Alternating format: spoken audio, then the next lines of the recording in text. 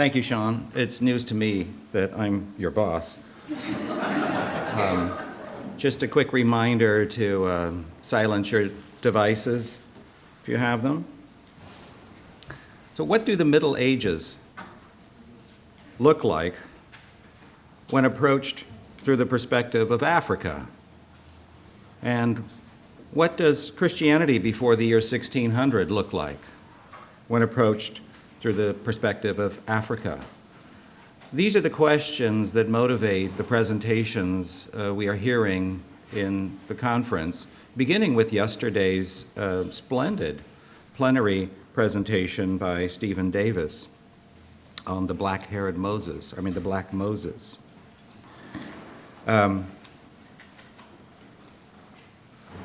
So our presentations today are organized by the founding apostle of different churches of Christianity in Africa, as you will see. And it's a real pleasure to welcome all of you to today's presentations. I think you'll see that there's going to be great diversity and rich possibilities as this subject begins to come into clearer focus as we move through the presentations today. So right now I would like to turn over the proceedings, or I'd like to turn over the first session to our presider, Michael Jervers, who will introduce the speakers for the first session this morning. Thank you. Thank you, ladies and gentlemen. It's a great honor for me to be here, and I think I should explain myself. I'm from the University of Toronto, a little north of you. We often refer to the University of Toronto as the Harvard of the North. I don't know if you've ever heard of that or if you knew it, but you do have a follower up there, just on the other side of Lake Ontario. I just wanted to, while I'm explaining how it is that I'm here, that's one reason.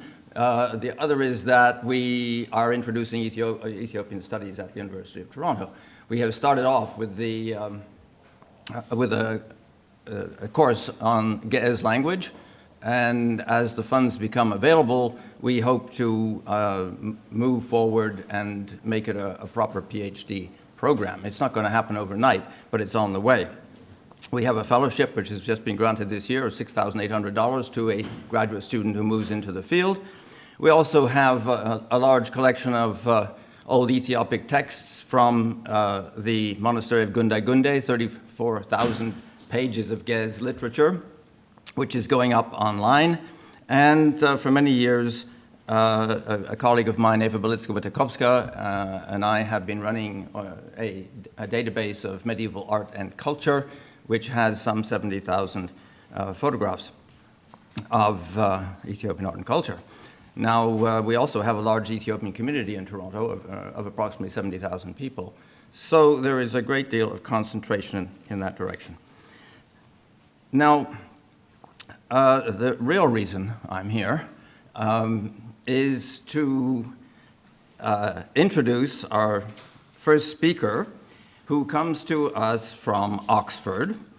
This is my Musier, who has been working together with Judith Mackenzie. Now, let me just say a word about Judith Mackenzie.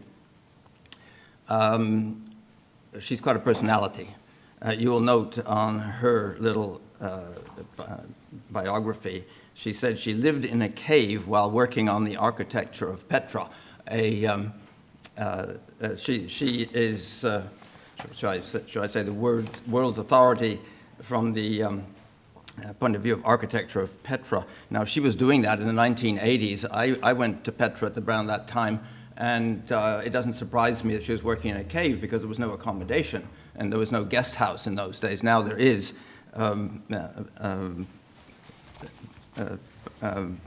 So things have changed. At any rate, Judith attended a conference herself at Oxford organized by a French colleague of ours, Jacques Mercier, I think about 4 years ago now, in which he introduced the community to the Garima Gospels, which I hope that you'll take an opportunity to look at. There's one copy outside. This is my own. I'll carry it with me during the day. If anyone would like to have a look, please ask. Jacques Mercier at the end, Judith had been asked to present on architecture. But at the end of the conference, Jacques Mercier said that nobody should use any of the material that has been shown on the screen today, and so on and so forth, and Judith was very unhappy.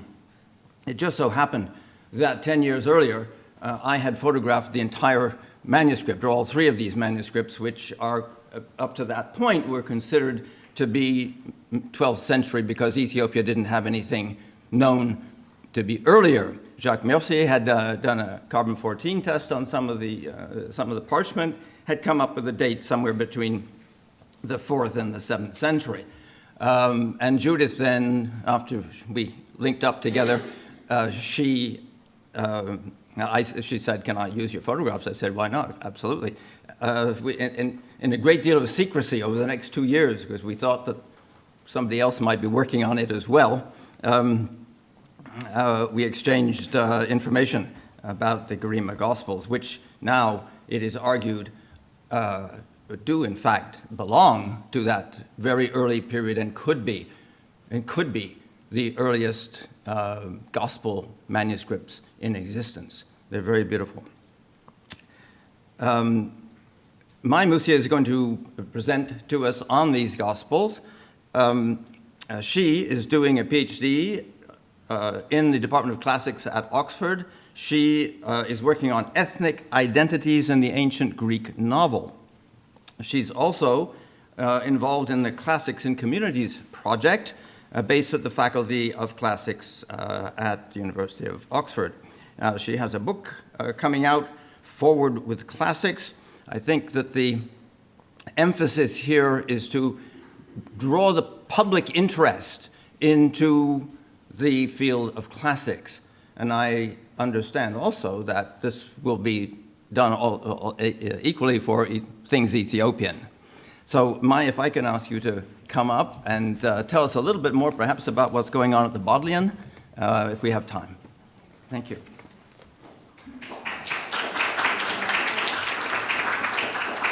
Great. And I'm sorry, I should give the title of the paper, which is Engaging with the Garima Gospels, the Earliest Illuminated Books from Ethiopia. Have you taken my paper? No.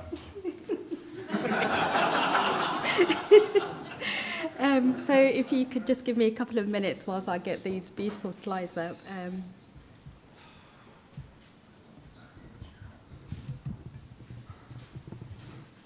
Thank you.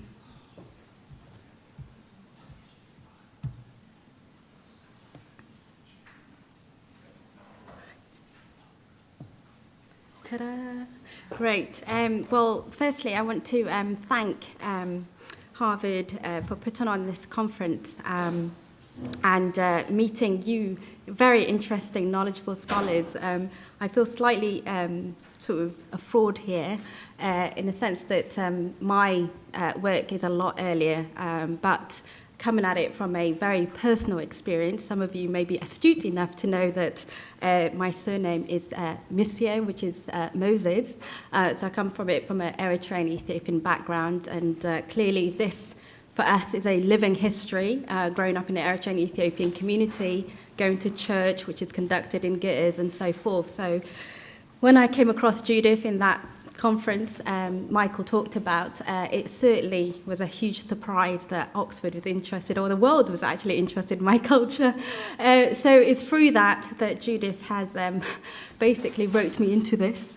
And I'm sorry that she can't be here today to give the paper herself, but I hope that you find this as fascinating as I have certainly done. I'm more involved with the sort of public engagement, the dissemination of this to a wider world, and we can certainly talk about that in our discussion. So to begin with, in the short time today, I will present the main findings of the work of Judith Mackenzie on the Garima Gospels, which is published in her and Francis Watson's new book. I will briefly introduce the Garima Gospels, then touch on what they have in common with other illuminated gospel books elsewhere and what is distinctively Ethiopian about them.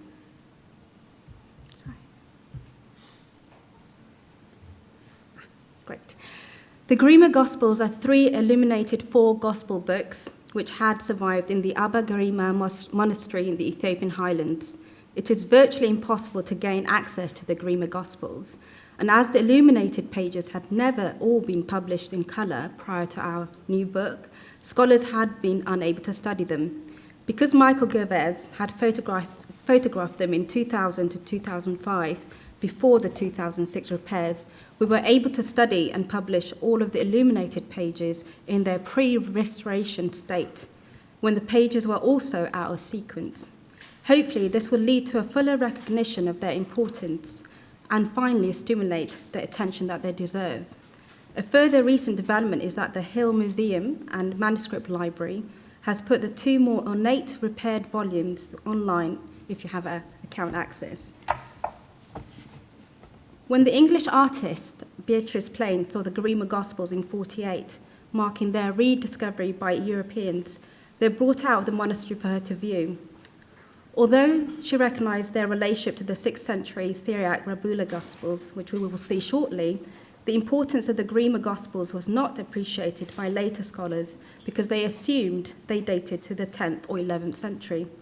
However, radiocarbon readings in 1999 and 2012, organised by Jacques Messier and the London-based Ethiopian Heritage Fund, dated parchment from the 2 Garima volumes seen here to AD 330 to 660.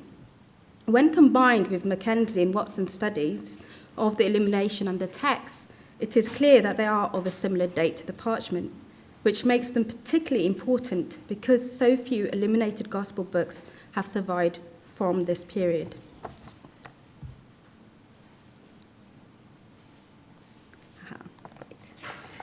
We can appreciate quite how early the Garima Gospels are if we remember that 2 of the most famous early Gospels in Britain, the Lindisfarne Gospels and the books of Kells, were not made until the 8th century. Like luxury gospel books throughout Christendom, they have the numbered coordinates to the gospel text at the front, called canon tables, as well as portraits of the evangelists. Because the Garima Gospels are even earlier, they can provide an indication of earlier lost luxury gospel books, especially those from the Eastern Mediterranean. The only other early reliable dated illustrated gospel book surviving in the East is a Syriac Lalibela Gospels of 586, I mentioned. The Garima Gospels are the equivalent of more Lalibela or Lindisfarne Gospels in terms of their importance as a source of information about late antique art and illuminated gospel books. As the earliest surviving Ethiopian gospel books, they are also important for what they show about the development of distinctively Ethiopian luxury gospel books and art, which also have features in common examples elsewhere in the East. They merit being appreciated in the wider context of the late antique world and art, and not only within Ethiopian and Eritrean studies. The Garima Monastery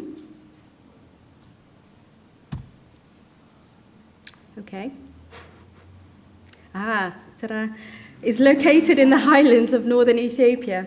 The area of the Aksumite Empire, with its capital in Aksum, covered much of the area of modern Ethiopia and Eritrea from the 1st to 8th century AD. The term Ethiopia here is used to refer to the whole of that area. The gospel texts were translated in the 5th century from Greek into Ge'ez, which is still the liturgical language of the Ethiopian and Eritrean Orthodox churches. As we see here, the inaccessible monasteries in the highlands of Ethiopia provided safe places for the preservation of texts which did not survive elsewhere, such as the monastery of Abba Garima. I will just introduce the illuminated pages. There we go. The illuminated pages from the front of Abba Garima 3 are placed in order here. The canon tables function as a concordance of passages covering the same events or material in the different gospel books. The passages are identified by marginal numbers in the text. How these tables worked is explained by the inventor, the famous 3rd, 4th century historian and bishop Eusebius of Caesarea in his letter which precedes them. In Abba Garima 3, they are followed by the Jerusalem temple image. Abba Garima 3 is dated by 3 carbon 14 readings to AD 330 to 650. If textual evidence is taken into account, then the first of these dates can be narrowed from 330 to circa 480, given a date of circa 480 to 650. It is the earliest surviving gospel book anywhere with an author portrait of each evangelist as the frontispiece to his gospel.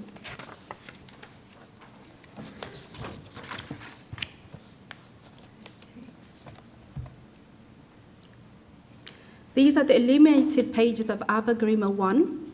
The letter of Eusebius precedes the canon tables, which are followed by an empty frame and a circular pavilion. It does not have author portraits. Abba Garima 1 is dated to AD 530 to 660, based on a single carbon 14 reading. As we saw, they include the circular pavilion after the canon table, where there is the temple image in Abba Garima 3. We will return to these images, which are unique for that period. The third Garima Gospel is Abba Garima 2. It is later and was not tested for the carbon 14 dated. Sorry, I'm just having a delay with the... I should use a clicky thing, shouldn't I? But it is the third oldest Ethiopic Gospel book. Its text is based on a later version than the other two Garima Gospels. Obviously, the dates could be considerably narrowed with radiocarbon testing of more examples. Virtually all illuminated Gospel books in the East and West originally had canon tables. The Garima 1 and 3 frames are important because they are the earliest surviving sets of frames based on Greek prototypes. Nordenfeldt's 1938 study of the origins of canon tables concentrated on the frames, not the numbers. Despite the strong architectural component in their designs, canon table frames have never been studied by an architectural historian such as Mackenzie, nor have the canon tables been studied for their content, as Francis Watson has done. The earliest illuminated canon tables were thought to be framed by a series of arcades, as in the 6th to 7th century fragmentary Greek examples. However, the Garima Gospels, which are earlier, have solid headpieces, suggesting that by the late 5th or 6th century, both forms had developed.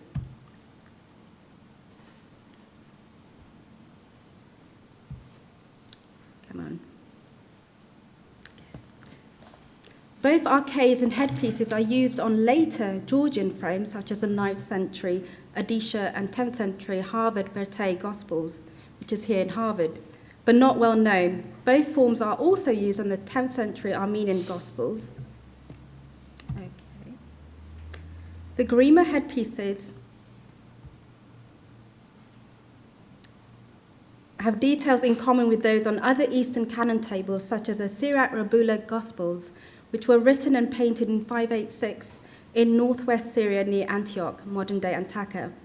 Although Syriac canon tables have very narrow columns and are distributed over many more pages than the 10 pages of first millennium examples on Greek prototypes, there are also similarities between the Rabula and Garima frames in the decorative elements of the headpieces, with just a couple of examples presented here. This suggests that they had a common origin in an earlier period from which examples have not survived. The Garima Gospels also have similar details to those on other later frames based on Greek prototypes. For example, in the top Garima frame, the shaded blue band, frieze, the geometric semicircular panel, and the facing peacocks in the first page of the letter of Eusebius are similar to those of the Armenian Gospels of AD 989 in the center, and the 9th century Greek examples in Venice on the left. On the lower Garima example, the frame has an interlocked key pattern facing doves and red semicirculars in common with frames on the Ethiopian Gospels. The similarities are striking despite the approximately 5-century gap between them and the distance.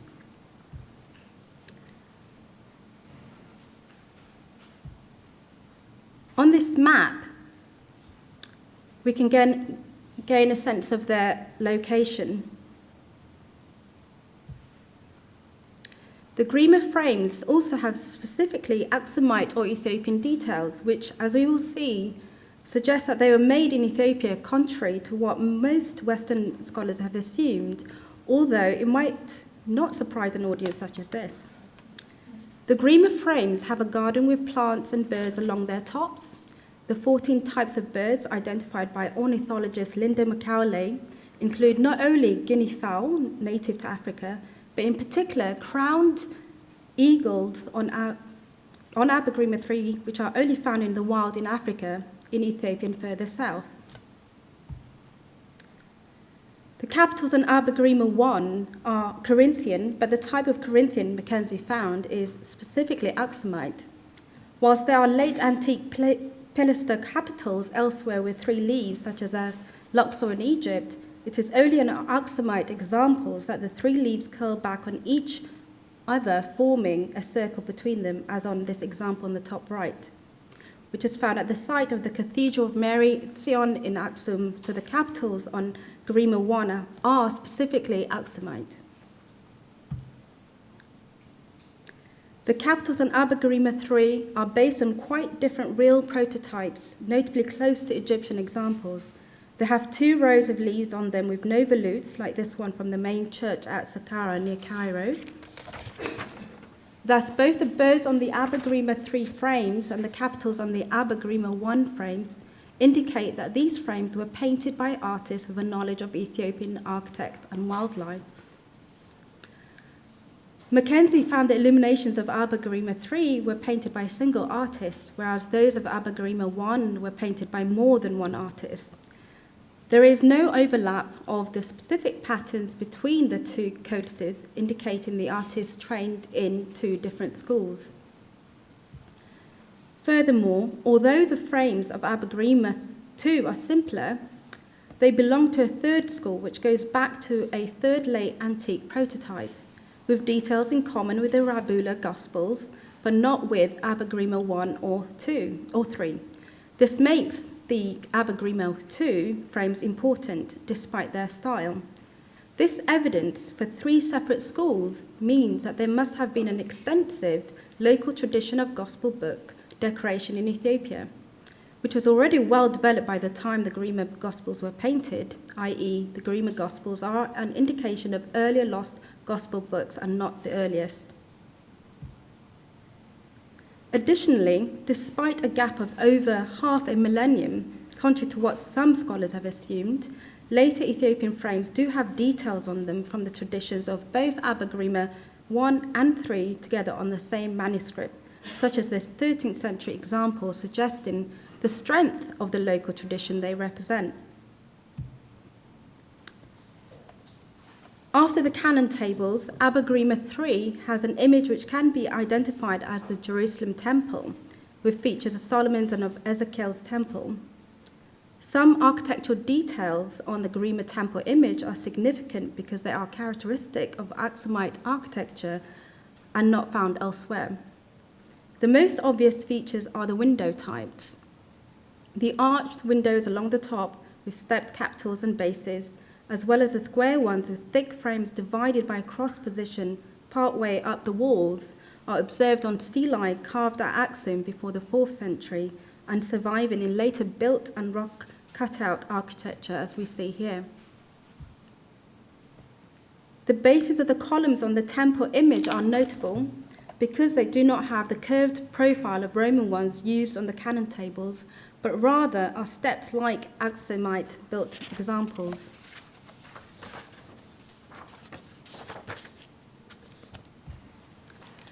When we were researching the book, we thought there were no parallels for the Garima depiction of the temple in other late antique art.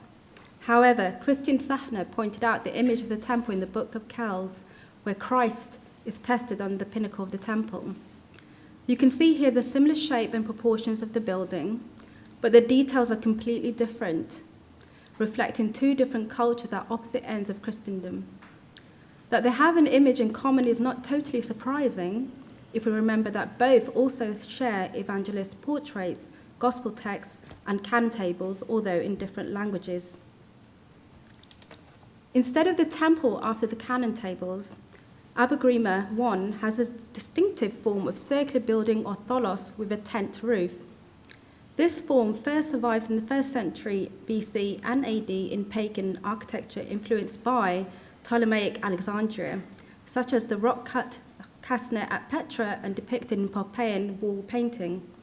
This is also how Mackenzie came to study the Garima illuminations, when she is better known for her books on Petra and Alexander. A millennium later, we see the tholos in 10th century Armenian gospel books, which have a striking similarity in the colours used with those in the wall paintings. In the Christian examples, the leaden urn on the Corinthian capital is replaced by an orb and cross. The Eastern Christian examples often have a tree on either side and continue the garden imagery with flowers and birds on the tholos roof. By contrast, Carolingian examples in the Western Greek ones here lack the plants growing out of the roof. These differences suggest that these tholoi were derived from a common source before the Eastern ones were given elements of a garden and a different interpretation. Ethiopia is the only place where the circular pavilion continues to be depicted in gospel books after the 11th century. The later Ethiopian examples, like the canon table frames, are derived from a variety of earlier prototypes. Later examples, such as these in New York, also provide keys to the meaning of the tholos. They usually have a tree on either side, which is labeled Tree of Paradise, suggesting the garden represents paradise, i.e. the Garden of Eden.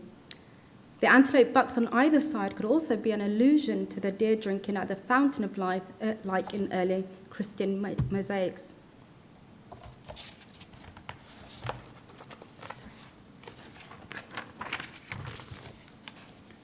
Armenian texts of the 8th and 12th centuries, which explain the meaning of canon table decorations, with similar gardens, birds and flowers on top, suggest this decoration alludes to the Garden of Paradise. Between the centre columns and many of the later Ethiopian tholoi, such as the two on the left, there's an inscription, arrangement of the table of how the words of the Gospels agree, or a shortened version of this. This alludes to the preface to the canon tables, part of which survives in Abba Garima 3.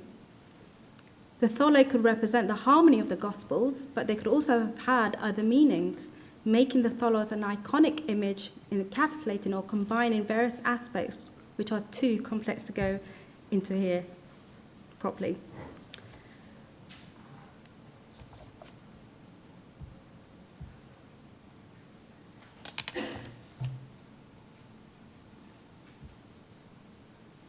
As I mentioned, Abba Garima 3 is the earliest gospel book with a complete set of author portraits of the Evangelist as a frontispiece to their specific gospel. Abba Garima 3 has 5 portraits, but because there are 4 evangelists, there has been confusion over their identities. The 5th portrait is not an evangelist, contrary to what other scholars have assumed, including the MML website. Unlike the Evangelist, this figure is not standing on a pedestal or holding a gospel book, but a book with parallel lines in it. We found the key to his location in the gospel book is provided by the text on the either side of the folio. It is the last page of the prefatory text on the agreement of the words of 4 holy gospels, which would have gone before the letter of Eusebius. Francis Watson has suggested that this is a portrait of Eusebius. The attire of the standing Garima Evangelist is close to that depicted in late antique art from Egypt, as in the 6th century Alexandrian World Chronicle here, and the cover of the 3 Gospels. The portrait of Mark, seated, wears a bishop's white scarf, but with a classical attire, as we see on the Roman poet Virgil. The choice of a leopard throne could be explained by the fact that those undertaking priestly functions in Egypt from the Pharaonic to the Roman period sometimes wear a leopard skin. The privilege of Mark in the Garima Evangelist portraits perhaps reflects his importance as the legendary founder of the Church of Alexandria, with which the Axumite Church had its closest ties. The Alexandrian type tholos and the strong Egyptian influence in the portraits raises the issue of the extent to which the Garima Gospels provide a glimpse of the lost Gospel book, Illuminations from Egypt, as well as elsewhere in the Mediterranean. The gilded copper covers of Abba Garima 1 might possibly be its original covers, i.e. of AD 530 to 660. The cross with the vegetal pattern is obviously reminiscent of later Armenian examples, but there is a related example carved in stucco in a late antique church of Palaika in Kuwait, and a simplified version of this motif is seen in the ceiling coffers of the Ethiopian church at Dabra Damo. The embossed silver cover held Abba Garima III and II in recent years until Abba Garima II was removed in 2006 repairs and left with no cover at all, which is apparently still the case. That this cover was made in Ethiopia is suggested by the circled Goethe's letter we recognised on it. It was not made for Abba Garima II or III because it is too small for the pages. The amount of wear on the lower corners of the Abba Garima I covers indicates that the Gospel book was in use for a very long time before being stored to be enjoyed more recently. The Garima monastery monks view the Garima Gospels as sacred relics, like the Augustine Gospels in the UK, with a reputation as the Gospels copied by Abba Garima, one of the legendary 9 saints who helped found the Ethiopian church. According to legend, God stopped the sun so that Abba Garima could complete his work in a single day. The Garima Gospels' religious significance, as well as their irreplaceable historical value, should be kept in mind when there are suggestions of displaying them to tourists in an insecure museum outside the monastery exposed daily light.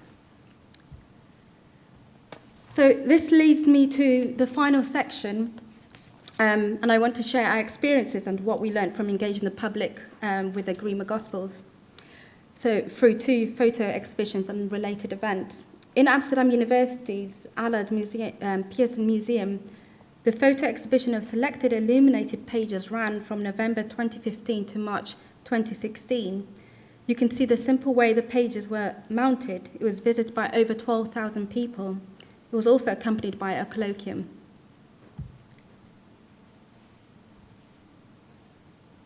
The exhibition in Oxford's Classic Centre included all of the illuminated Garima pages around the walls of the outreach room, with a comparanda on posters in the adjoining entry hall. The Oxford exhibition ran from November 2015 to July 2017. Despite being in a room used for teaching for part of each day, I can certainly account for that, a total of circa 1,000 people visited it, most of whom had no previous knowledge of the Garima Gospels or Ethiopian art, but came to look because their interest was aroused by the Garima images in the window facing the street, which has a high footfall. The key point we found is that the public were very happy to view photographs of the illuminated pages without complaining that they were not the originals. Displaying photographs also has other advantages. You can display all of the illuminated openings for view at the same time rather than a single view. There are no problems with security or insurance. You can run a display for much longer when fading is not an issue. It is so cheap to mount that you can make admission free of charge. I mention this in the hope that some of you will go away and think, well, if they can do a successful exhibition of images of illuminated Ge'ez manuscripts like that in Oxford, printed on a departmental photocopier with oak frames from the local open-air market, then I can persuade my institutions to do one too. The exercise revealed the enormous interest in Ethiopian and Eritrean Christian culture, including amongst those who had never come across it before. We have Michael Gavesi's generosity with his photographs and the monks to thank for all of this, without which none of it would have happened. So I can perhaps explain more about the activities later on, but this is sort of the end, and these are the exhibitions we held. So I guess we are right on time, but I'll be more than happy to discuss of where the next stage goes, and we've managed to get some money to acquire, working with the Bodleian Library to hold a summer exhibition in 2018 and to print a catalogue of these beautiful gospel books for the wider public. So there we go.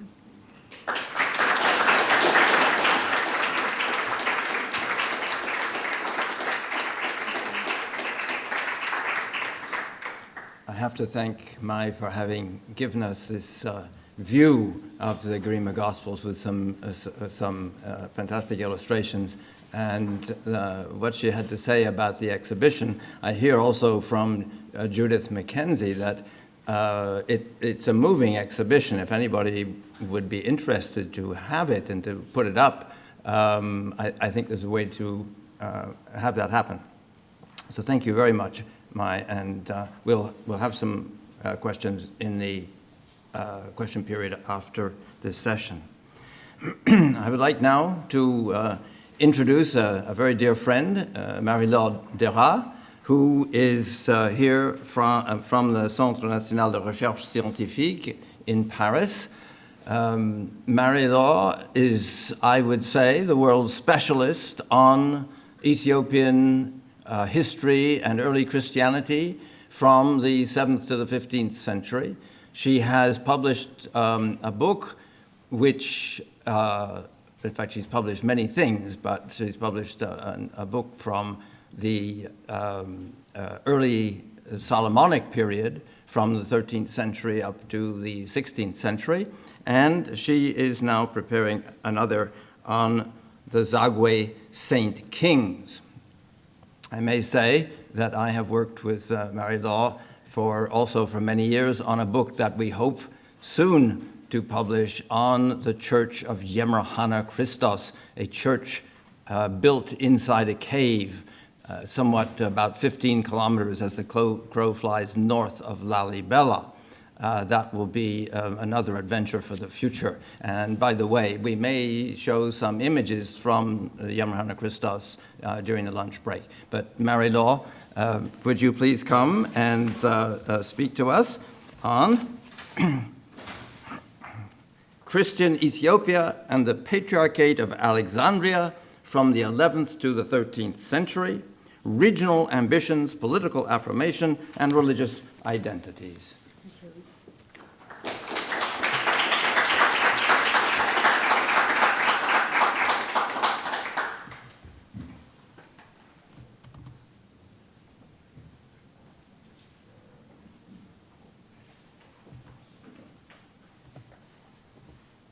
So thank you very much for this invitation and this promising conference.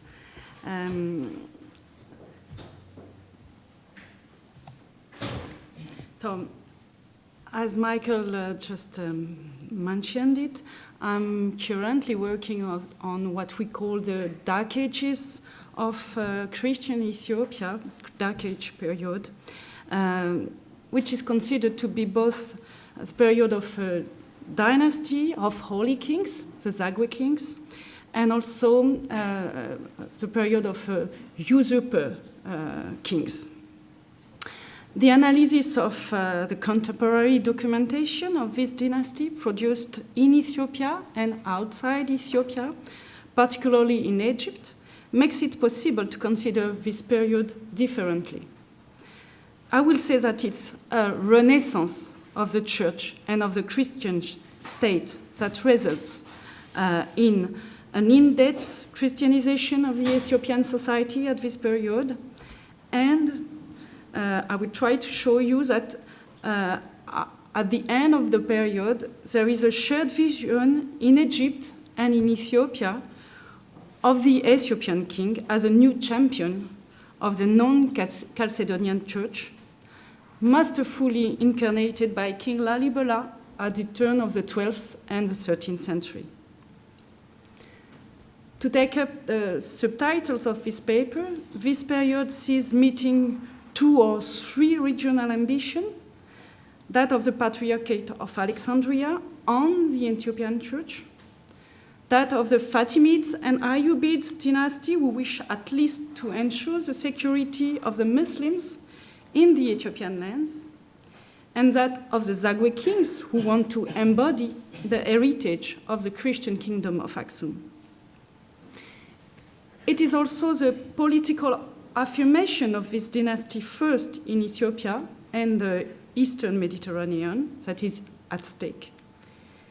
And lastly, religious identities are being built during this period, particularly under the pressure of Alexandria, which tries to normalize Ethiopian Christianity, and under the pressure of the Zagwe kings themselves, who seek to have the support of Alexandria. Certainly, to document this period, the sources are rare, but less than we often thought, provided we are interested in texts, inscriptions, and archaeological remains or monuments, and provided also to be interested not only in the Ethiopian presence in Egypt, but also in the Egyptian presence in Ethiopia. On the first slide, you can see a map showing you the places, main places on which I will speak about, and also a sort of small chronology of the period with the name of the Zagwe kings we know from contemporary sources and not from later sources. That's why there are not a lot of kings, as you can see. And sometimes we don't have dates. You have also the name of the Metropolitans from Egypt sent to Ethiopia during the period, and the name of the Patriarch of Alexandria. What are the elements making it possible to say that the Christian state known a renaissance under the Zagwe dynasty? At the end of the 10th century, we learned from the history of the Patriarch of Alexandria and also from Ibn Aukal that a queen known as the Queen of the Banu al-Amuya, we don't know at all from where she is, kills the Christian king in Ethiopia. The Ethiopian sent a sort of cry of alarm to Alexandria through King George of Nubia to signal the great weakness of the Ethiopian church at these times. They said they didn't have any priest anymore. From this period, the documentation shows regular sending of embassies to give a metropolitan to Ethiopia. During the whole period, at least 7 metropolitans were appointed by the Patriarch of the Church of by the Patriarch for the Church of Ethiopia. Each request for a metropolitan giving rise to the sending of a letter accompanied by ambassadors and gifts in Egypt, and in return, the sending of a metropolitan also escorted by an embassy. 3 additional embassies are precisely described in the history of the Patriarch of Alexandria. They relate to other issues. Alexandria ensures the compliance with the standards observed in the kingdom, especially regarding matrimonial practices. So here you have an extract of the history of the Patriarch of Alexandria showing how the question of the polygamy of the kings, but also of the society, Ethiopian society, was a big question for the Egyptian church. There is another question which is at stake at this period. The request from the Ethiopian king to have bishops consecrated in addition to the metropolitan in order to speed up the Christianization, and the negative answer of the Egyptian patriarch to this request because they fear to have an Ethiopian church independent. The metropolitans were responsible for consecrating the churches and appointing to the priesthood.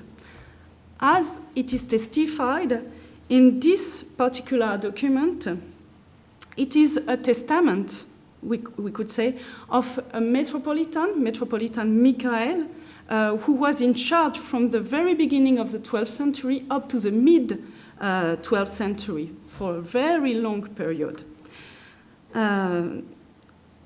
This Metropolitan, as you can see it in this document, is explaining or recording all his action during his charge as Metropolitan of the Ethiopian Church. And what is very interesting is that he not only consecrated churches already built by others, but he was also a founder of churches. And he said he founded 70 churches.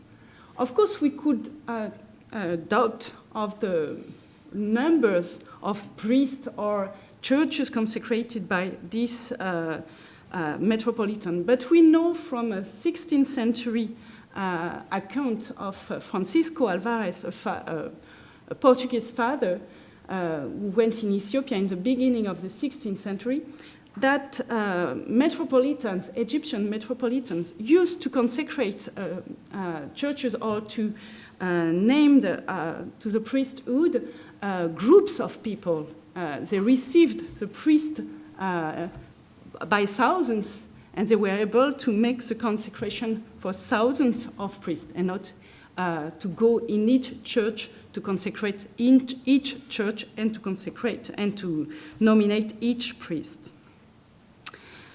We know at least 2 churches which were built founded, I would say, by this Metropolitan Michael. The first one is Michaelamba, the very place where the gospel I've shown you before here, where the historical note or testament of Michael is still preserved now. So in Michaelamba was founded by this Metropolitan Michael, and there is also another church founded by Michael. It is Nazareth Mariam, which is modeled on the Coptic churches of the Fatimid period, such as St. Macarius in the Wadi Natun. We were speaking about it yesterday. And this was demonstrated by Emanuel Fritsch, with whom I used to work. So the intensification of exchanges between the Christian kingdom of Ethiopia and the Patriarchate signal the effort made to save and strengthen the church in Ethiopia, thus giving the means to a new dynasty to impose itself at the head of this new state. Metropolitans were not isolated Egyptian monks in the Ethiopian kingdom. They are not the only ones to frequent the kingdom. We know that some were accompanied by members of their families or relatives. For example, Richard, who was brother of the Metropolitan Cyrus at the end of the 11th century, used to have relationship with the Patriarch of Alexandria and also the Sultan of Egypt. We know for the reign of King Lalibela, 2 monks coming from the monastery of Saint Anthony. One was named Metropolitan, Yosef, and the other one, his brother, Yesak, was at the same time consecrated priest and sent to Ethiopia. We have another very interesting information in the colophon of the famous Kebra-Nagast, The Glory of the Kings. This text, which is an account of the meeting of Queen of Sheba and King Solomon and the birth of Menelik, the first Israelite king for Ethiopia. In the colophon of the Kebra-Nagast, we have the information that this text was translated from Coptic to Arabic in 1225 at Nazareth Mariam, this very church founded by Metropolitan Michael, by 2 persons which are non-Ethiopian according to their name, Abul Iz and Abul Faraj. We don't know who they are, but we are sure that they were not metropolitans. So it seems that during this period we had the presence in Ethiopia of more Egyptians than only the metropolitan himself. And finally, I would like to show you another place close to Nazareth Mariam, where we can find vestiges. We recently discovered it with Emmanuel Fritsch and Claire Bosquetier in particular. These vestiges are half an hour walk from Nazareth Mariam.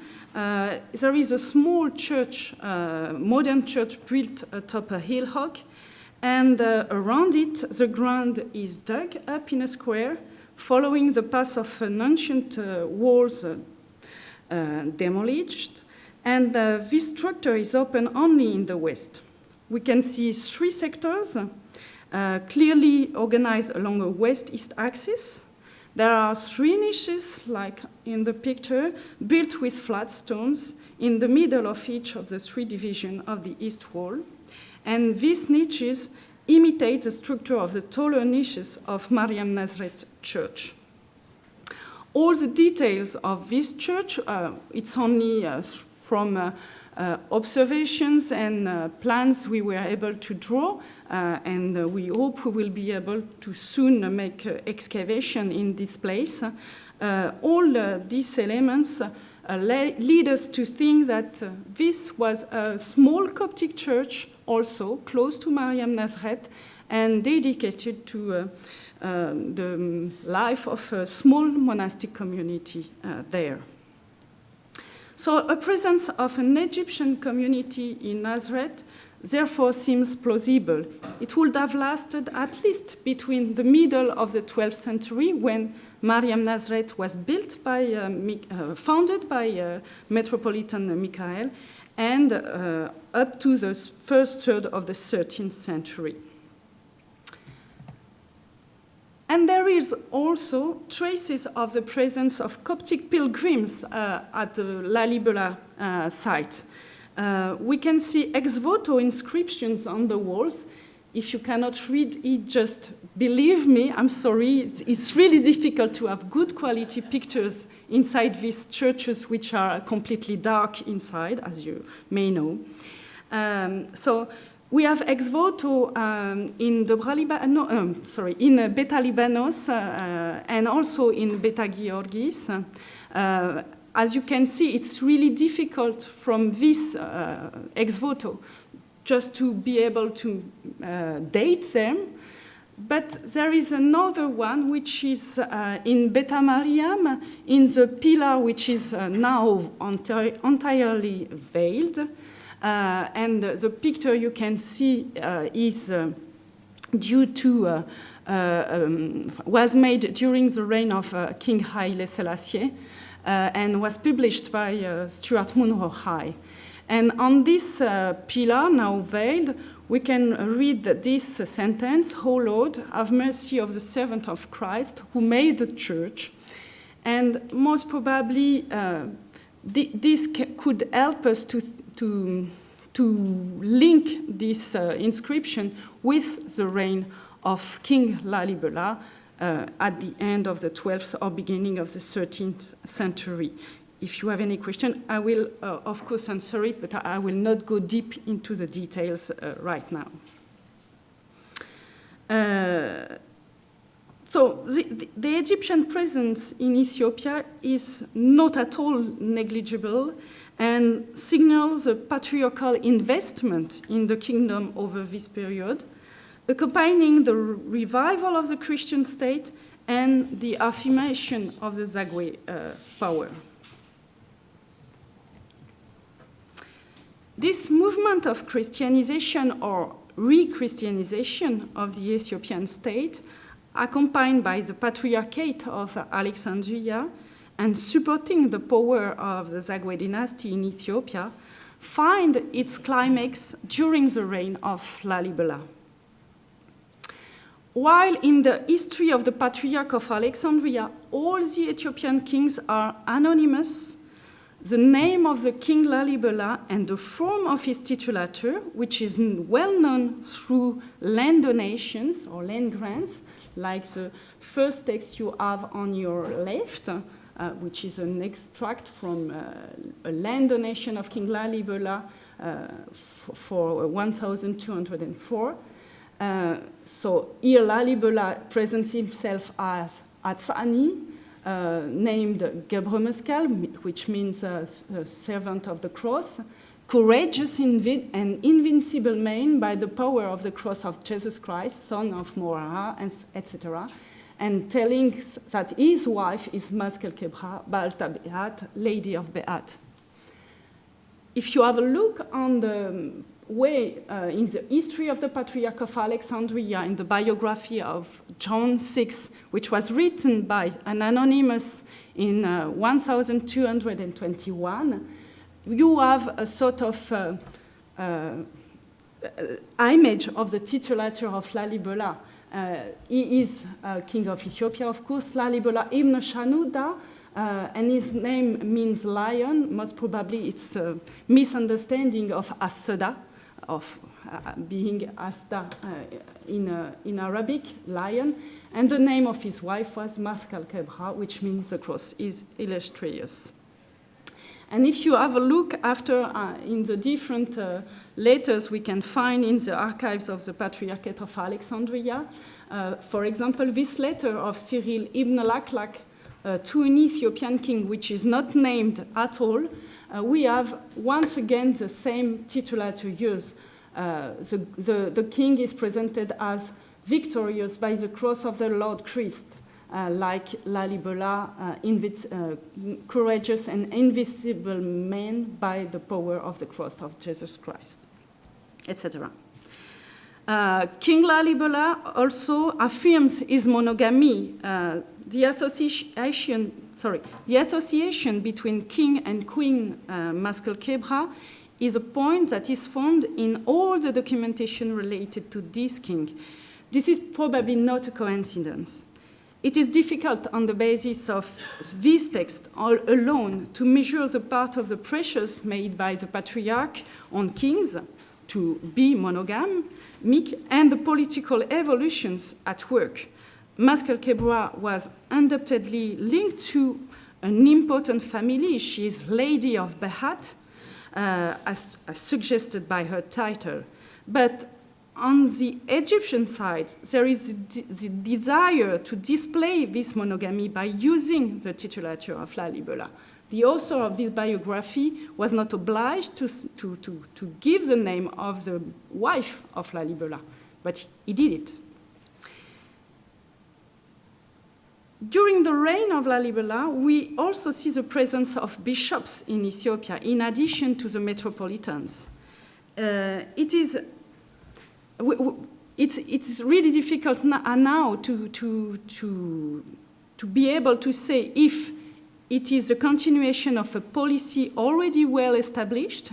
And I remind you that I just mentioned that during the 12th century, there were requests from Ethiopia to have bishops named by the Metropolitan, by the Patriarch, and the Patriarch refused it.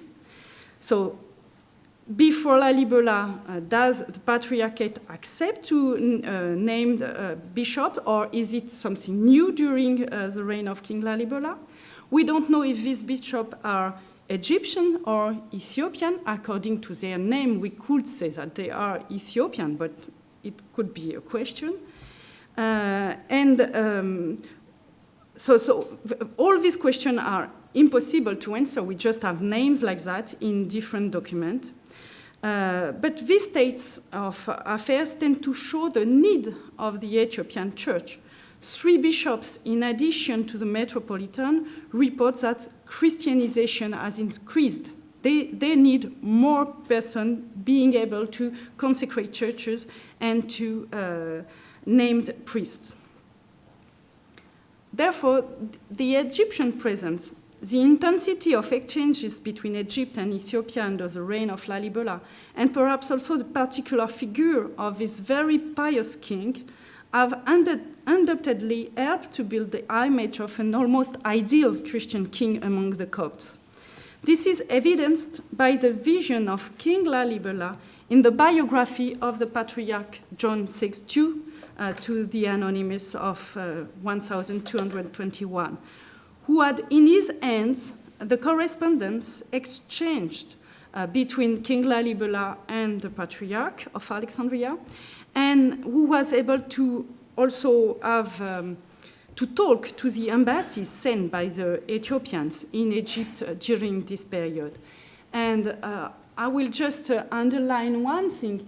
The Sultan is asking to one of the person of the embassy how many of soldiers Lalibela has and how are his wars. And the way the answer is given is very interesting. It has, if you compare the number of soldiers given in this text to the number of soldiers of the Fatimid armies, it's 10 times the soldiers of the Fatimid army. So most probably it has no real, it's not real information. It's just here to show that Ethiopian king is very powerful, and for Coptic it makes sense because they feel like that a little bit protected, or they could be protected by the king and by Lalibela.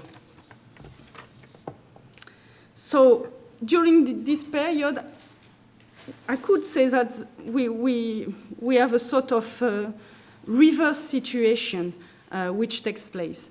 The Christian Ethiopia is saved by the Patriarchate of Alexandria in the very beginning of the 11th century.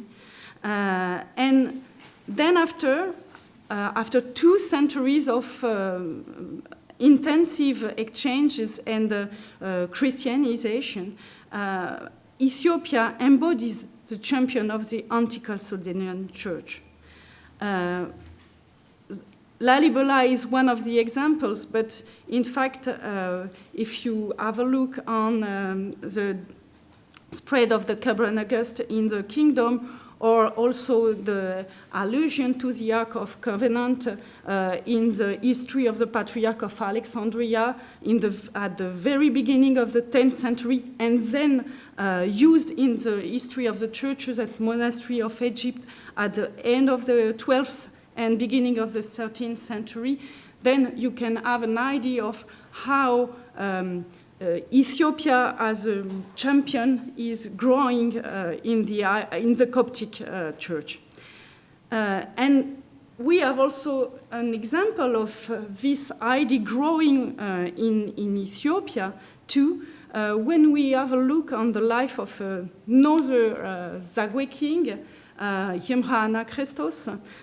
This Zagwe king, we don't know exactly when he was reigning. We don't have any contemporary sources on him, direct contemporary sources, but his hagiography was written at the end of the 15th century. And in his hagiography, there is the account of an Egyptian patriarch paying visit to Yemra Christos, described as a priest king. And this patriarch wants to pay homage to this Ethiopian king.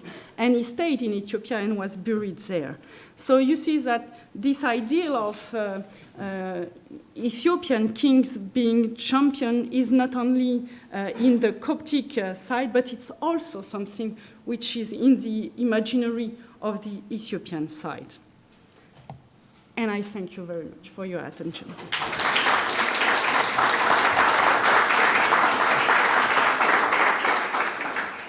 Thank you very much, Mary-Laure, for a fascinating discussion of this very difficult period.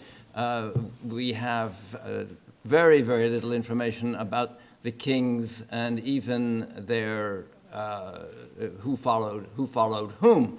But Mary-Laure has showed us today the very few references to the name of King Lalibela himself, who is so well known because of the association with him and this rock-cut center in north-central Ethiopia. So we look forward, Mary-Laure, to this next book on the Zagwe. Good.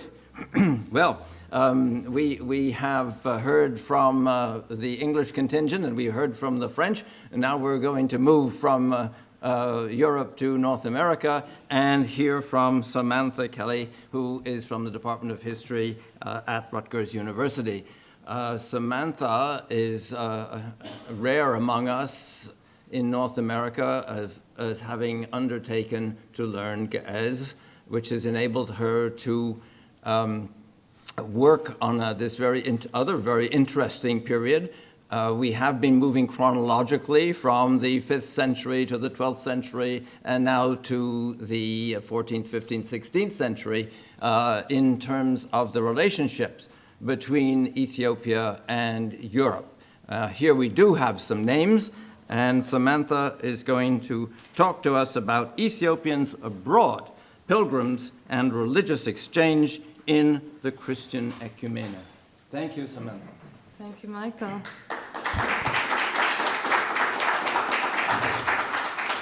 Okay, so I'm not very good with technology. Maybe someone can help me get my PowerPoint up. Sorry, what do we need to do? I need We to want get to out move of from your... Moilas Could you get her onto her session? and then I advance using this. Yes, you can do that, or Or this. typically at the bottom of Okay, the arrow thank as you. well. So, double click. Double click. You're on the right track. And slideshow from beginning. There we go. Okay, thank you. And I'd like to thank Dr. Gilsdorf, Professor Watson, and Professor Gates for organizing this symposium and inviting me to take part of it. The focus of my current research is the Ethiopian pilgrim community that flourished in the Church of Santo Stefano in Rome in the 16th century. But Santo Stefano was the last medieval product of a tradition of Ethiopian pilgrimage abroad that had been going on for at least 3 centuries by the time Santo Stefano was formed, and that had resulted in the establishment of a half dozen other communities of Ethiopians around the Mediterranean. So in the first part of my talk today, I'd like to outline this broader phenomenon, which helps to put Santo Stefano into its Ethiopian context. And then in the second part of my talk, I'll turn to Santo Stefano itself, and particularly to the religious exchange that took place there. So, on pilgrimage.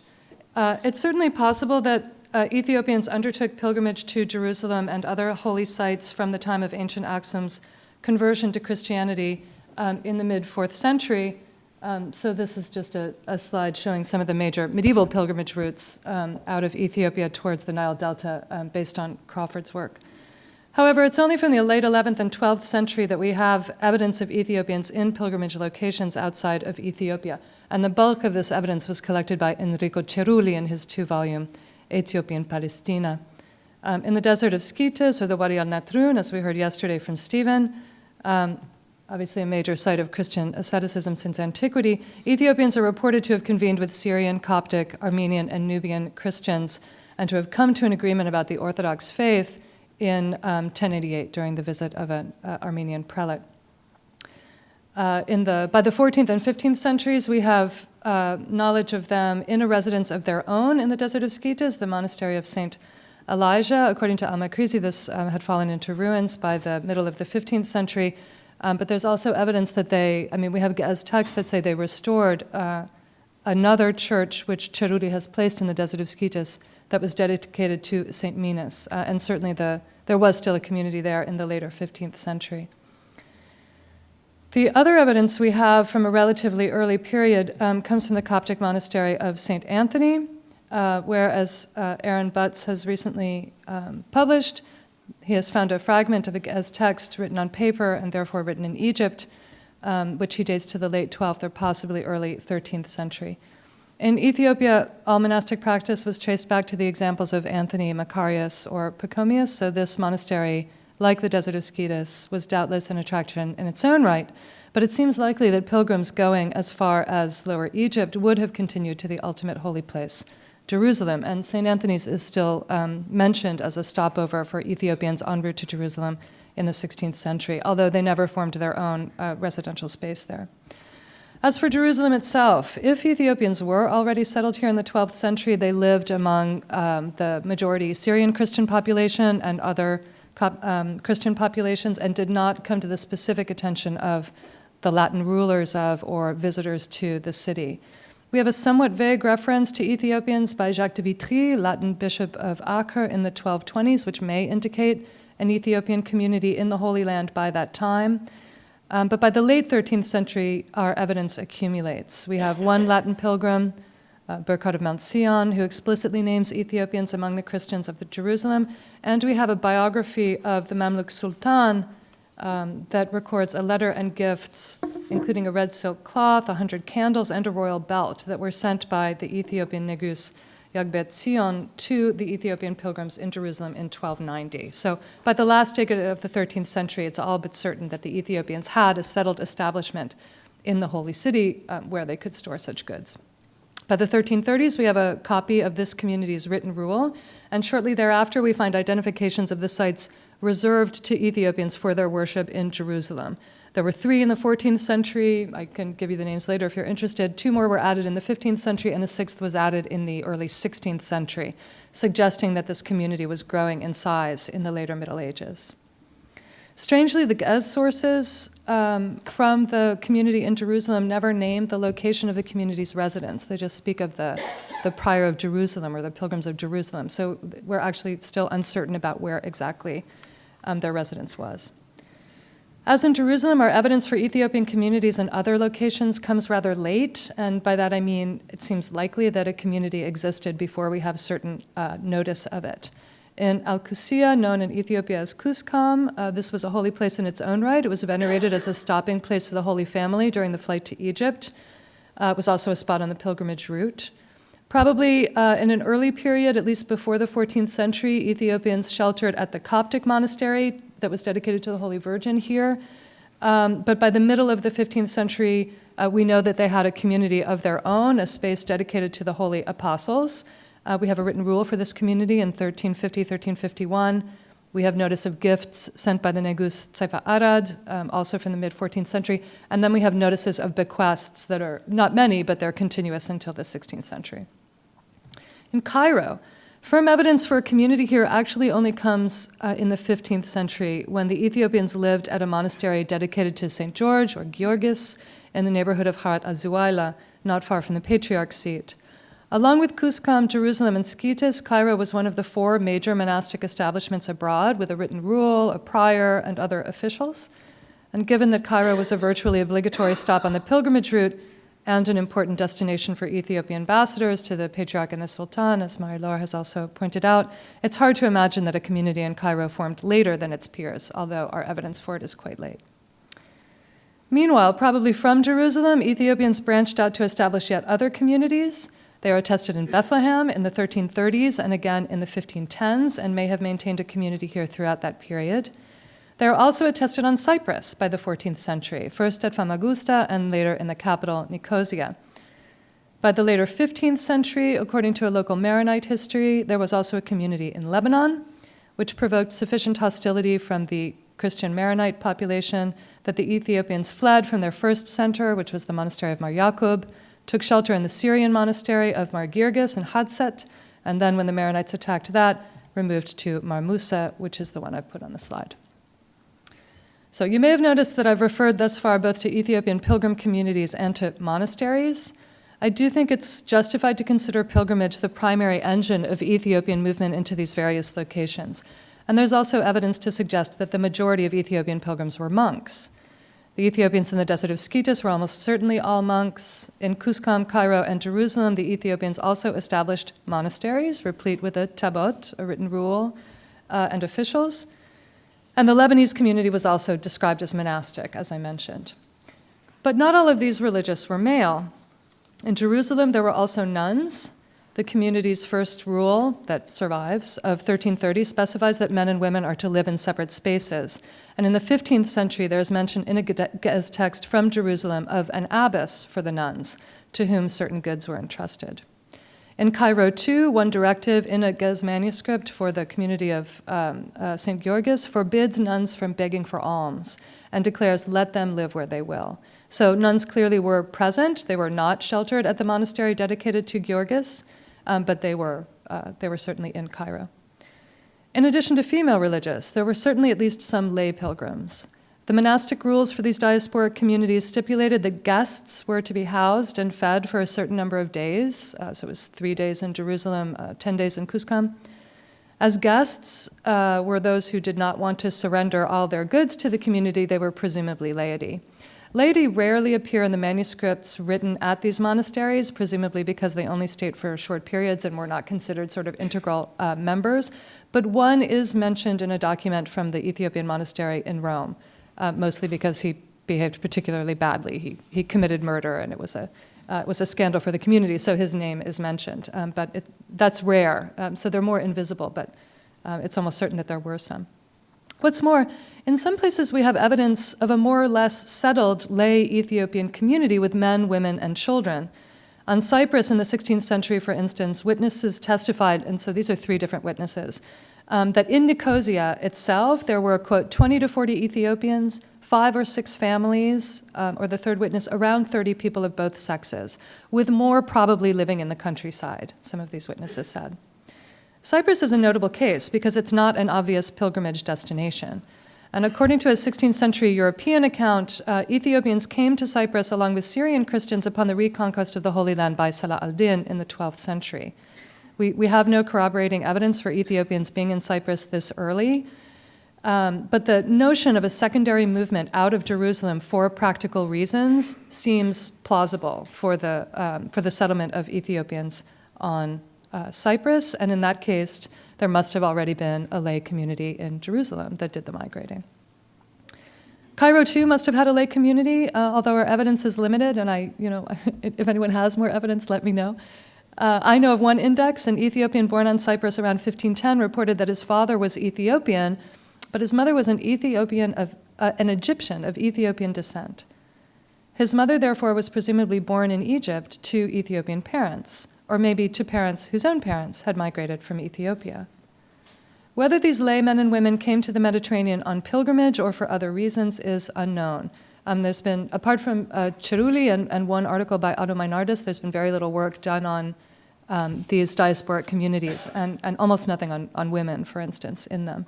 But I think we can say, even at this very early stage of the question, that pilgrimage abroad either accompanied or engendered the establishment of relatively stable and self-perpetuating mixed communities of laity and religious in different spots around the Mediterranean. More could certainly be said about this Christian Ethiopian diaspora, but to close out this first part of my talk, I'd just like to make 2 general observations, which I'm sure are obvious, but I think merit a little emphasis. First, Ethiopian Orthodox were in no way unusual in going on pilgrimage or in establishing mixed monastic and lay diasporic communities in places outside their homeland. This was one way in which Ethiopians were fully part of the Christian ecumene. Secondly, in all the locations where Ethiopian communities were found, they interacted with fellow Christians and spread information about Ethiopia and Ethiopian Orthodoxy. In fact, the majority of our sources on these Ethiopian communities are Latin pilgrimage accounts of the Holy Land and local histories by Latin, Maronite, and Coptic Christians, as well as by Muslims and occasionally by Jews. If we stand back for a moment to take in the scope of this Ethiopian diasporic settlement and the degree to which co-religionists and other neighbors remarked upon it, I think an argument could be made with regard to cross-cultural information in the Christian ecumene that most knowledge other medieval Christians gained about Ethiopian Orthodoxy came via these diasporic communities, and not, for instance, by other Christians traveling to Ethiopia and then returning to their homelands to report on it, which, apart from some Egyptians, whose return to Egypt was also not always clear, was quite rare. If we include Ethiopian ambassadors abroad, who were often also pilgrims, the amount of information circulated thanks to Ethiopians' outward movement only grows. And I think this is worth emphasizing because, at least with regard to Europe, which is my primary area of research, we're accustomed to thinking of contact and acquisition of knowledge as occurring through Europeans' movement into and discovery of Africa, and not in terms of Africans' movements into shared spaces shared by many Christian communities, including into Europe itself. That brings me to the subject of the last Ethiopian pilgrim community established around the Mediterranean, that of Rome. Given what I've outlined of the Ethiopian diaspora around the eastern Mediterranean, I'm sure you'll not be surprised that some pilgrims continued westward. Rome was itself a major pilgrimage destination, thanks to the tombs of Peter and Paul. And once Ethiopians were settled on Jerusalem and Cyprus, it was a relatively simple matter to continue on to Venice, which was the usual port of entry from the eastern Mediterranean and also controlled the island of Cyprus, and from there down to Rome. Indeed, we know, thanks to papal certificates of pilgrimage and letters of safe conduct, which have been collected by Renato Lefebvre from the Vatican archives, that Ethiopian pilgrims came to Rome fairly regularly from the turn of the 15th century forward. But only at the very end of the 15th century did they acquire a stable residence in Rome, the Church of Santo Stefano and its adjacent residence. This is a picture of the church as it looks today and the inside. The documentation on its origins as an Ethiopian community is scarce, oblique, and contested, but this much I can tell you with confidence. Ethiopians are first attested at Santo Stefano in December of 1497, and they were almost certainly installed there by the popes, who also supported them financially with an annual stipend in later decades and may have done so from the beginning. The Ethiopians transformed Santo Stefano, which previously had housed canons of St. Peter's, into an Ethiopian Orthodox monastery with the requisite tabot, prior, and written rule. And they performed, of course, the Ethiopian Orthodox liturgy there. And by there, I mean on Vatican property, directly behind the apse of St. Peter's, and it's number 3 on this slide. This community survived until 1628, when Pope Urban VIII closed it due to lack of inhabitants. In comparison to other Ethiopian diasporic communities, Rome is somewhat distinctive in that there's no evidence of female Ethiopian pilgrims and no lay Ethiopian community developed around the monastery. Some lay pilgrims definitely came and went, but the bulk of residents were monks who stayed for years and in some cases for the rest of their lives. It is more distinctive in its European context, for at the time it was the only pilgrim hostel for non-Latin Christians in Rome, and to my knowledge, the only place in Latin Christendom where non-Latin Christians were permitted to perform their distinctive rites. A spot was accorded to Greek Orthodox in Venice shortly afterwards, but in 1497, to my knowledge, Santo Stefano was unique. Now to the question of religious exchange. We have more sources on it for Rome than for other Ethiopian communities, not only because we have a fairly large number of European sources, that talk about discussions they had with the Ethiopians, but because we have more surviving Ethiopian manuscripts from Santo Stefano than we have from any other diasporic community that have been identified thus far. This is largely because it was on Vatican property, and when the Pope closed it in 1528, he took all the manuscripts that it had, which are estimated to have been 66, and put them in the Vatican Library. Others reached the Vatican earlier, some reached the Vatican later. 5, as you can see here, are now in Milan. There's at least 1 in Florence. I'm sure that there are more. I continue to look for them, but right now I have a collection of 79 manuscripts that certainly or very probably belong to Santo Stefano between 1497 and 1628. In terms of general cultural exchange, we actually know quite a lot about European scholars studying Ge'ez language with the monks and contributing to the burgeoning field of Oriental linguistics. We know that Europeans interviewed Ethiopian monks about geography, political organization, and general culture. I'm actually going to skip over this slide, which is really about that general exchange of information, because for this symposium, I want to focus on specifically religious exchange, Latin interest in Ethiopians as Christians, and here what is striking is Latin clergy's notion of Ethiopian orthodoxy as a window onto the practices and texts of the primitive church. There are some signs of this already in the mid-15th century as part of the growing humanist interest in Christian antiquity generally, but after the foundation of Santo Stefano, this notion becomes more prevalent, especially in papal circles among people who had contact with the Ethiopian monks. One claim, first actually suggested by a Vatican librarian around 1509, but made more forcefully by Johannes Potken, an apostolic scriptor and co-editor of the first printed text in Ge'ez, was that the Ge'ez language was none other than ancient Chaldean, the language of Babylon, the first language of Abraham, and possibly the earliest language of mankind. A second claim was that the Ethiopian church preserved the practices of the primitive church. And here is Paride de Grassi, who was master of papal ceremonies under Julius II and Leo X, as you can see, saying they're baptized and circumcised because Christ and the apostles were, that they practiced the rest of their masses and sacrifices, partly following their own rite, that is one redolent of the early church, and partly following one like our one. So this is interesting because it's the ways in which the Ethiopian Orthodox liturgy differs from the Latin liturgy are the ways in which it's sort of authentically early Christian. And then he just repeats the same thing about fasts and vigils. Such ideas were helped along by the Ethiopian pilgrims themselves, who were happy to tout the antiquity of their faith and language, and by Latin Christians' vision of Ethiopia as a, quote, lost Christian country, long isolated, obviously this is totally from a European point of view, and therefore perhaps a kind of living fossil of ancient practices. For humanists and reform-minded clerics interested in the model of the early church, the Ethiopians in Rome were potentially a rich resource. By the 1540s, this image of Ethiopian orthodoxy as a vestige of the early church became influential in the highest circles of the Catholic hierarchy.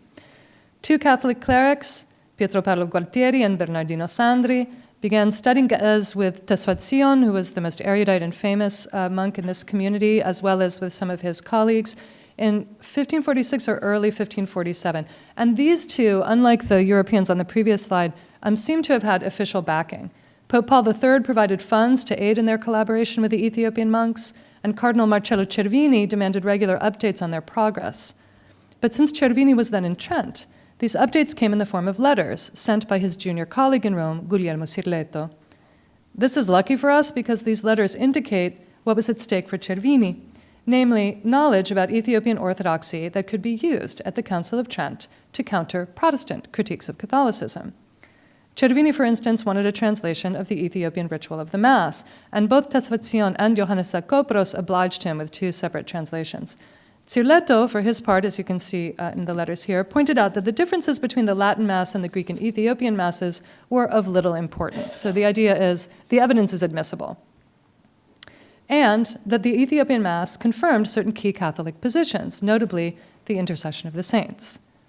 Similarly, regarding the Ethiopian text of the canons of the Council of Nicaea, Sirleto first remarked that, quote, there's a canon that treats the primacy of the Roman Church, which he was especially happy to learn because, of course, this is another Catholic position contested by Protestants. Even more tantalizing was the report that Ethiopian's text of the canons of the Council of Nicaea included many more articles than the text of the Greek or Latin versions, not 20, but over 100 canons. There was some back and forth between Cervini and Sirleto about whether these were authentic. So first you can see Sirleto is very happy to hear that there are so many more canons because we only have 20. Then they're discussing whether these might actually be the apostolic canons. But by 22 October, Gualtieri, who's the principal European on this team, is saying no, he believes they are really from Nicaea. The monks and their European collaborators together made a presentation copy for Cervini. It was supposed to be a full translation. Actually, only the table of contents is in Latin, and they translated one of the canons, but it was a first effort. So this is doubtless Gualtieri writing the Latin at the beginning. You can see on the title page that he's saying this is the First Council of Nicaea, complete, right? So this is all of them. And then the table of contents, so just translated the running headers on the top left and top right. These are the 20 canons that we know already. And then on the right, these are the 84, which the Ethiopians call precepts, which, as Athanasius testifies, were first promulgated at Nicaea, right? So he's again affirming the authenticity of these texts. In other words, in the 1540s, Ethiopian Orthodoxy was considered by Catholic prelates not only as a fellow Christian church that corroborated Catholic truths, but as an authority on one of Catholicism's own most venerated ancient texts, potentially surpassing Catholics' own knowledge of their shared heritage. The point I want to make in this context is that in marked contrast to the 13th and 14th centuries, when Ethiopian Orthodox were viewed in Latin Europe as heretics in need of conversion, they were now being embraced as fellow Christians with an illustriously ancient heritage that could be used against heretical European Christians, the Protestants. So now I want to turn briefly, if I have a little time left, to the other half of this religious exchange and consider the Ethiopian evidence. The Gez manuscripts of Santo Stefano are all liturgical and devotional in nature, but it's in the sort of spaces in between the texts that we can see some of the signs of their interest in the Latin Christianity surrounding them. Collating calendars, this was necessary to be able to perform the Liturgy of the Saints on the appropriate days according to the Ethiopian calendar. And in the process, as you can see here, they would also maybe learn a little bit of European vocabulary, like Hebreo for febbraio, Mars for marzo. Transliteration of the Latin Credo. This is by the same scribe, actually. His name was Jacobo Taclamarian. Interest in some European religious traditions, such as the legend of the pious story of the three magi in Cologne, which may have been a particular interest since by now in Europe, as you may know, one of these magi was identified as an Ethiopian. Although I think this scribe is also interested in it because the name Cologne, Colonia, is similar to the name of the resting place of his monastic founder, Eustathios. And finally, since they had no illuminators in Rome, most of the manuscripts are quite plain, but sometimes they would adorn them by pasting in European engravings. And most of these engravings are like this, right? They're images that the iconography would have been recognizable in Ethiopia too. So the crucifixion, Virgin and Child, the Trinity, apostolic saints. But they also sometimes included images of saints that had no tradition in Ethiopia whatsoever. So in this case, the engraving has been removed, but you can tell by the rubric that it was St. Francis, Sera Francis. In this case, it still remains, and this is Dominic. Thus far, I would say what we're seeing is a sort of common curiosity about a fellow Christian tradition, such as pilgrims everywhere might evince. But there are also some clues that Ethiopian Orthodox were interested in Latin Christianity as an alternative to the Coptic Church, much as Catholics were interested in Ethiopian Orthodoxy as a riposte to Protestantism. So as you all know, the Coptic Patriarch of Alexandria was the spiritual authority over Ethiopia from antiquity forward, and he always selected Ethiopia's Metropolitan, who was invariably himself a Copt. This system had certain advantages for the rulers of Ethiopia. It meant that the highest authority of the Ethiopian church in Ethiopia was a foreigner who might have a very small power base, might have some companions with him, but did not have a big power base of his own in Ethiopia, and did not necessarily very well understand the spoken and written languages of Ethiopia either. And this allowed the rulers, particularly in the later Middle Ages, to control the Ethiopian church de facto to a considerable extent. Nonetheless, the Alexandrian Patriarch's ultimate authority over the Ethiopian church could chafe, and the more the Negest sought to forge a distinctive or national Ethiopian church and assert their own authority over it, the more Alexandria was a thorn in their sides. So already in the 13th century, an Ethiopian in Jerusalem sought to have himself named Metropolitan of Ethiopia, not by the Coptic Patriarch, but by the Patriarch of Antioch. And this caused a certain kerfuffle in Jerusalem, which is why we know about it. In the 14th and 15th centuries, as Pierluigi Piovanelli has shown, the Negest opposed and sometimes branded as heretics reformers who espoused views and practices consonant with the Coptic Church. In the mid-15th century, the Negus Zera Yacob, often considered the most important architect of a distinctive national Ethiopian church, refused to request a new metropolitan from Egypt when the last one died, and for several decades there was indeed no metropolitan in Ethiopia. According to a 16th century European, Francisco Alvarez, who spent 6 years in Ethiopia from 1520 to 1526, the word in Ethiopia then was that Zera Yacob had said if he couldn't have a metropolitan from Rome, then he didn't want one at all. And Zera Yacob's successor, Beda Mariam, even held a debate over whether the Ethiopian church should continue to seek a metropolitan from Egypt. So, as you can see, all of this predates the foundation of Santo Stefano.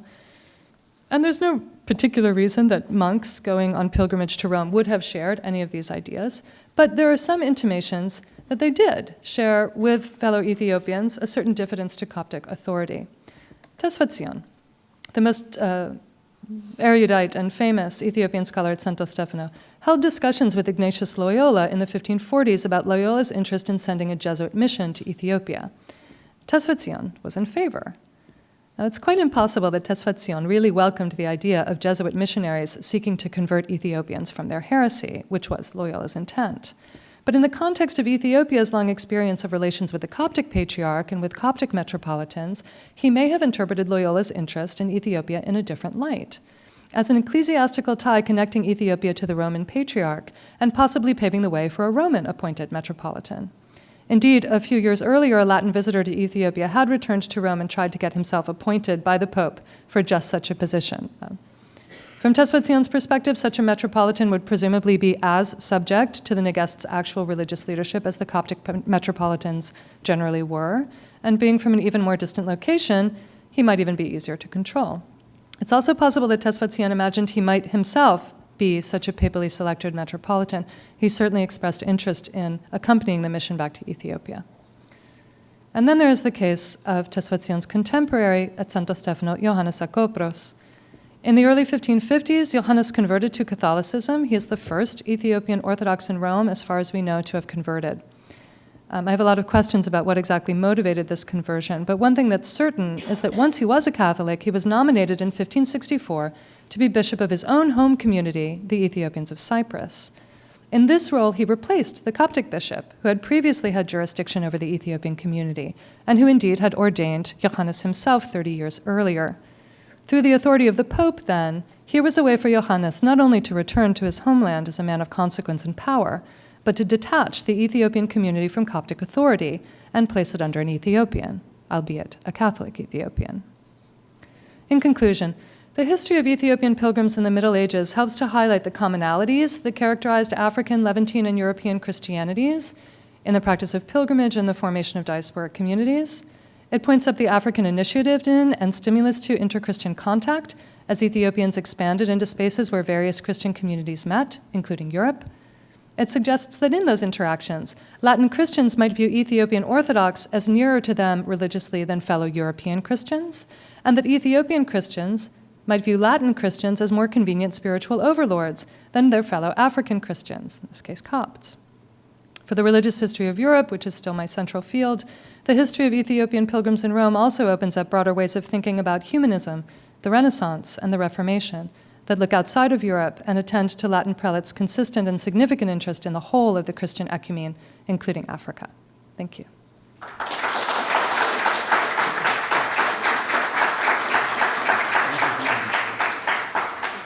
Thank you very much, Samantha.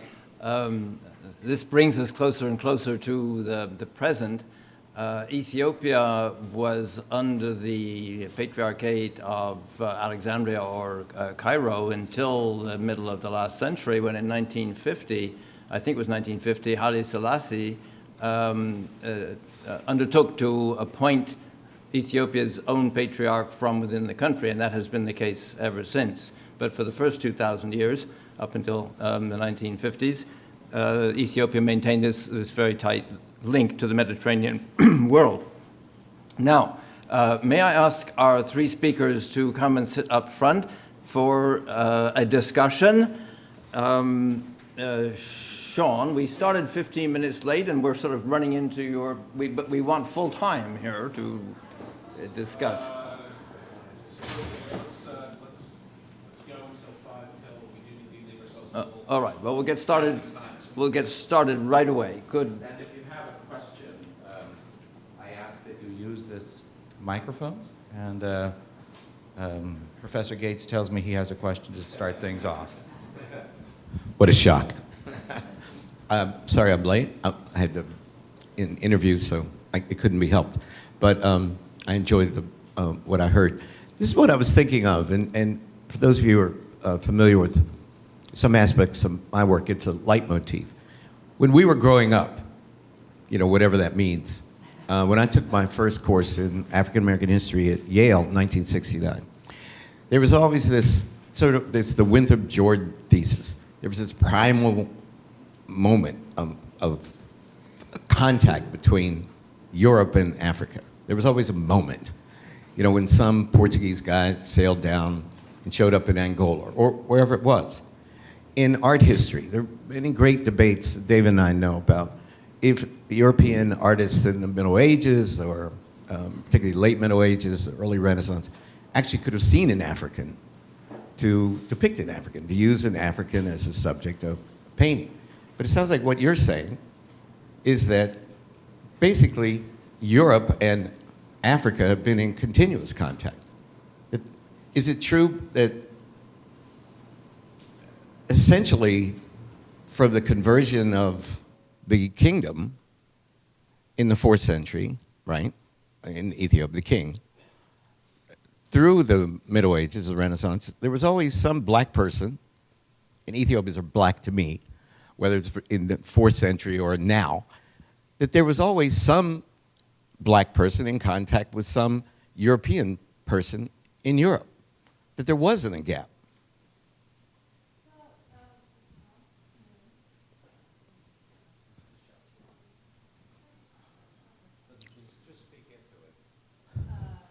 Here, you can use mine.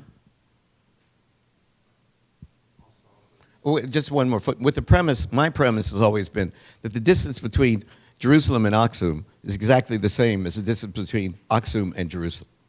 That somehow the premise was that black people were so stupid and uncurious, they just sat there waiting to be discovered, which is total bullshit.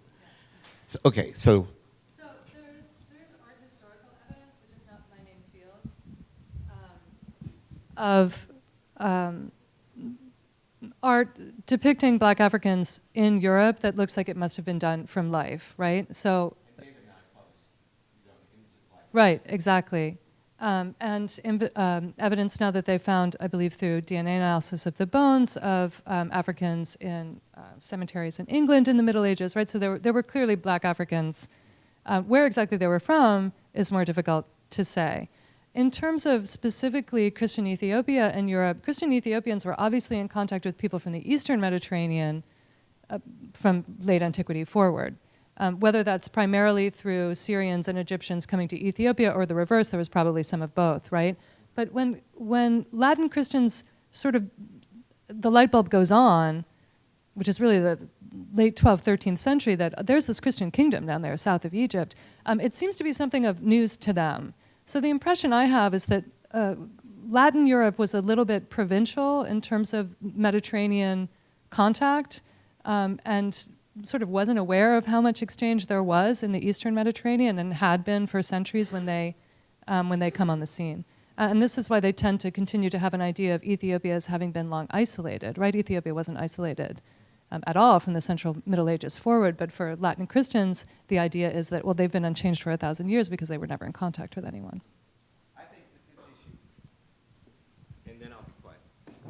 But I think this issue is of such enormous intellectual importance, but also ideological importance, because it helps to change helps to deconstruct, it helps to refute horrible stereotypes about the nature of the African, quote unquote. And I will do anything to encourage scholarship in this area and publication, including subsidizing it from the Hutchins Center, because it is, you can clap for that.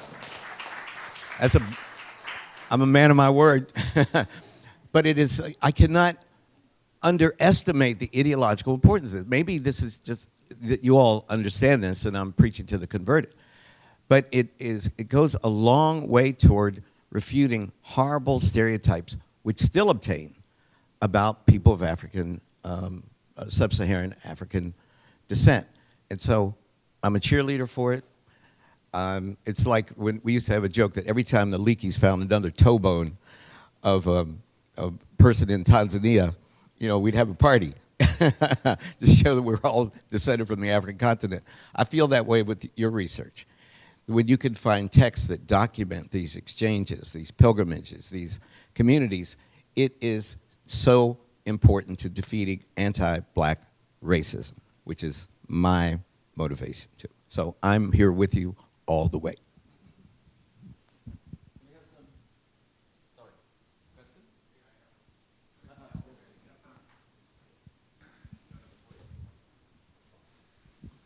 My question had, I guess it's for all of you, but particularly for May and Marie-Laure.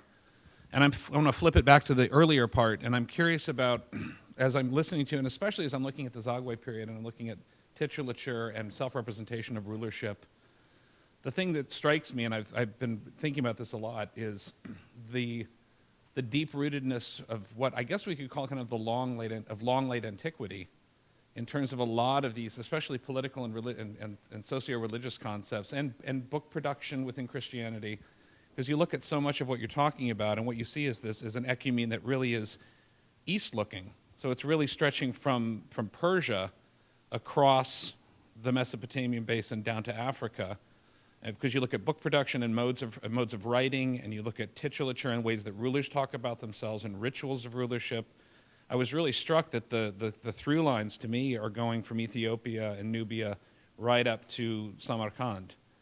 And so in a sense, like that's the medieval world that we're seeing kind of emerging. And I think this goes back to, so I think, Samantha, when you're talking about the provinciality in some ways of the Latin West in the 16th century, you know, so much of what's going on with Kircher and all these people is strangely dehistoricizing, even though we see it as it's the Renaissance, so it's all about historicization, and we're finding the historical roots of Christianity. No, they're actually creating a weird sort of facsimile of a past, right? They're all the Chaldeans.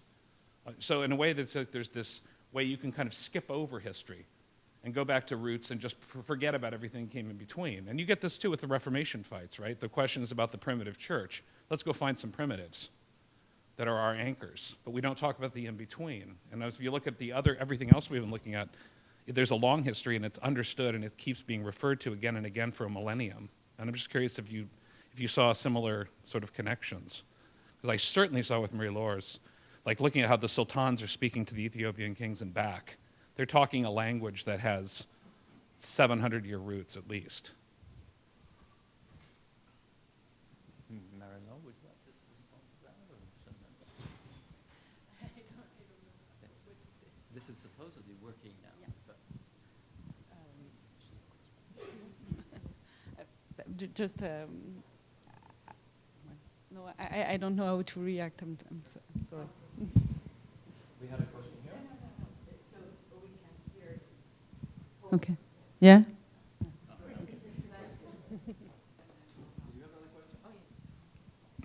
Thank you. Well, first of all, I would like to thank the three of you. It was really three excellent exposés. And I do realize through my medieval Islamic studies of all these connections, these fascinating connections. So the three of you had different topics, and yet we find out these connections or these exchanges. But now I would like to ask the question to May about two things, and it's connected also with exchanges, trade, and were these Garima manuscripts had anything, inspired by some, for example, the Roman mosaics of North Africa? Because they are so early that I cannot think of the Book of Kells, the Lindisfarne, or any other manuscript, but except for these mosaics. I'm sure they are, but probably Michael might be able to answer that a little bit more with some... I'll just mention that Judith has made these comparisons, for example, with architecture in Petra. Yeah. And most of her comparisons were made from other areas in the Eastern Mediterranean. So I think there's no question. Now, the conclusion is that these manuscripts were created in Ethiopia. They may, there's a group known as the Nine Saints who were supposedly came to Ethiopia after 450, I think that was Chalcedon, right? So this would have put them into the early 6th century, which would fit in very nicely with the period of these manuscripts. So I think there's no question that there was an influence coming from the outside. But as we know also from, for example, the Carolingian manuscripts, that people brought manuscripts from Rome up to Aachen to be copied. It's quite possible that somebody had introduced, in fact, it seems very likely that manuscripts were being brought into Ethiopia and that they could have been copied there. I think there's a very, very good argument that these were, in fact, made, possibly even at the Abbey of Abba Garima, because Garima was one of the 9 saints. So it could be that the traditions go back to the foundation of these the monasteries in this very early period. So and the other thing I think we have to keep in mind is that culture is constantly moving. You cannot keep it in a box. And that when something seems good to one group, it's very likely going to move on to another. So it's a very international society. I don't think we need to think of it in terms of being local. No, thank you for the question. Betsy?